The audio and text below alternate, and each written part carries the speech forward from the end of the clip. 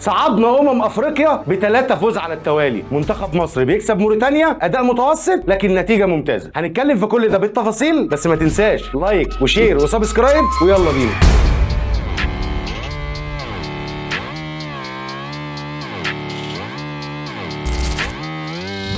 ونبدا بتشكيل منتخب مصر. في حراسه المرمى محمد الشناوي، ناحيه اليمين احمد عيد، ناحيه الشمال محمد حمدي، قلبين دفاع رامي ربيعه ومحمد عبد المنعم، مروان عطيه في نص الملعب، قدامه زيزو وحمدي فتحي، وفي الهجوم محمد صلاح ناحيه اليمين، ناحيه الشمال تريزيجيه، والمهاجم هداف الدوري الالماني عمر مرموش. وبالنسبه للتشكيل ما فيهوش اي كلام كتير ممكن يتقال، هي فكره بس ان احمد عيد يلعب باك رايت. هو احمد عيد بيلعب باك رايت، باك رايت بتاع المنتخب الاولمبي، مفيش مشكله، يبقى موجود في منتخب مصر، ما عندناش ادنى مشكله. لكن في 2 باك رايت بيلعبوا اهلي وزمالك، واتكلمنا في الموضوع ده بدل المره 3 و4، وقلنا يا كابتن حسام مشاكلك الشخصيه ملهاش دعوه بمنتخب مصر. عمر جابر لازم يكون موجود في منتخب مصر، لعيب خبره بيلعب منتخب مصر من صغره، ناشئين وشباب واولمبي ومنتخب كبير، لعيب ادى الموسم اللي فات مستوى كويس جدا. ماتش السوبر الافريقي كان عمر جابر من نجوم الفرقه. عمر كمال باك رايت بيلعب في الاهلي، ايه المشكله ان هو يبقى موجود؟ فانا شايف ان المشكله دي سهله وتتحل بقعده ما بيننا وبين بعض ونحل المشاكل دي، لان مصر اهم من اي حد. الماتش ابتديناه بشكل مش كويس خالص. فريق موريتانيا جاي مصر وعنده فكره واحده، انا هرجع ورا، ال11 لعيب واقفين، مش هعمل هجمات، مش عايز منك حاجه، انت هتعرف تفتح الثغرات اللي عندي لكن مش هتقدر تسجل منها. الاداء بتاعك في الشوط الاول اداء كان صعب جدا، انت بتحاول تخترق من العمق والعمق مقفول تماما، فرقه واقفه لك ب11 لعيب في تلت ملعب، يعني مقفول عليك كل حاجه. في فكره صغيره كابتن حسام بيعملها هي عجباني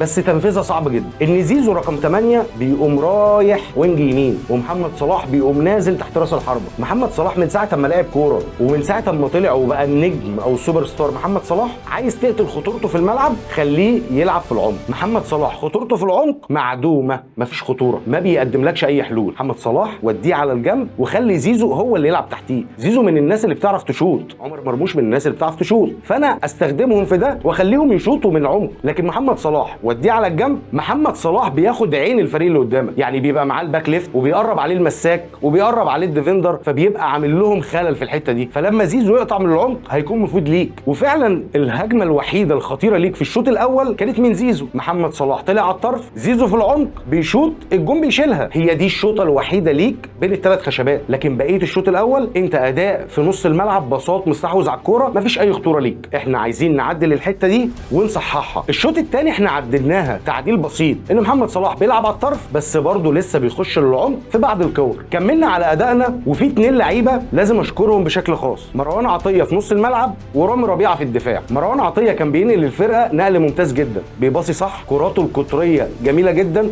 وبتطلع مظبوطه منه 100%. رامي ربيعه وقت ما كان بنحتاجه في الدفاع ان هو يقطع كوره او لعيب بيروح 1 على 1 كان بيقدر يقطع منه الكوره بكل سهوله ويمنع عننا الخطوره دي. ورغم التكتل اللي عمله منتخب موريتانيا، الا كان الحل الوحيد بتاعنا هو الضربات الثابته، ضربه ركنيه وبنعملها شورت كورنر لمروان عطيه وبيرجعها تاني لزيزو، زيزو بيعمل اوفر، الكوره بتترد لتريزيجيه اللي بيشوط شوطه مش طبيعيه، لبست في وش رجله بالمعنى الحرفي. الجون والدفاع ومنتخبنا نفسه ما شافوش الكوره الا في الشبكه. بنتقدم 1-0 لكن برضو المنتخب اداؤه الهجومي ما كانش قوي وسريع للدرجه اللي احنا عايزينها. منتخبنا كان بيباصي الكوره ببطء جدا، فده بيخلي فريق موريتانيا يرجع يقف في مكانه واحنا ما نقدرش نخترقه. لكن انت كنت محتاج باص سريع علشان تقدر تنقل الكوره دي، وده اللي حصل في الجون الثاني. مروان عطيه من نص الملعب على فريق متكتل، كوره بوش رجله لمحمد حمدي الباك الشمال، بيعمل عرضيه على الارض، صلاح بيسجل كوره واحده سريعه خلتك تسجل الجون الثاني وتنهي الماتش خالص. هو ده الاداء اللي انت بتدور عليه، ان انت بتعمل كوره سريعه، باصات سريعه، فريق متكتل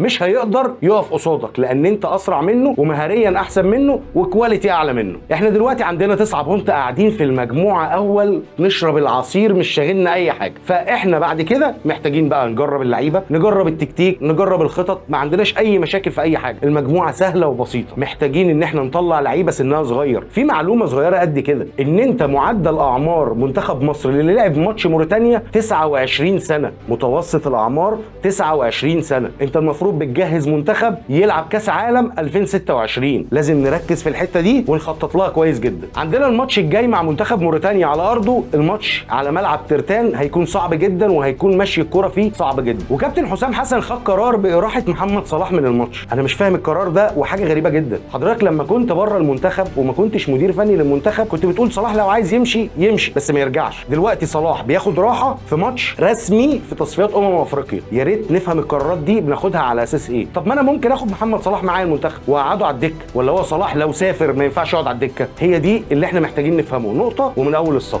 وكمان احنا شفنا حاجه بعد ما سجلنا الجولين في منتخب موريتانيا، منتخب موريتانيا اتحرر من الضغط خالص وابتدى يهاجمنا وابتدى يمسك كوره. وعلشان كده لو انت تفتكر انا شكرت رامي ربيعه، لان رامي ربيعه في اخر ربع ساعه كان هو نجم المنتخب، بيقطع الكوره، بيعمل تاكلينج على كوره كانت هتخش جول اللي الشناوي اتصاب فيها. كل الخطوره دي حصلت في اخر ربع ساعه لما هو اتحرر من الضغط. لما تروح له على ارضه هيكون هو عايز يكسب مش عايز يتعادل معاه، فانت لازم تأدي اداء قوي جدا علشان تخلص من الموضوع ان انت صعدت اول ده كمان، لان انت لما تكسب الماتش الجاي هتكون صعدت اول رسمي. وبكده اكون قلت لك رايي في ماتش مصر وموريتانيا في تصفيات افريقيا. بس ما تنساش لايك وشير وسبسكرايب. وانا ديبو وده ما لعبتش كوره.